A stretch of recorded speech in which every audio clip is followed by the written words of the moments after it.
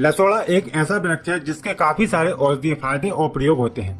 यह एक बहुत ही पौष्टिक और पुरुषों की समस्याओं को दूर करने के लिए रामबाण दवा का काम करता है तथा इसके और भी काफी सारे औषधीय प्रयोग हैं, जैसे कि उदर विकार, रक्त विकार, श्वास, त्वचा रोग, सफेद बाल, खांसी, कंठमाला, अतिसार, मूत्र संबंधी विकार, उपदंश, दाद, मुंह के छाले, कमजोरी, वीर्य का पतलापन, नपुंसकता तथा और भी काफी सारे इसके फायदे हैं, जिसकी जानकारी आज हम आपको बताने वाले हैं। इसलिए इस वीडियो को पूरा अंत तक देखिएगा।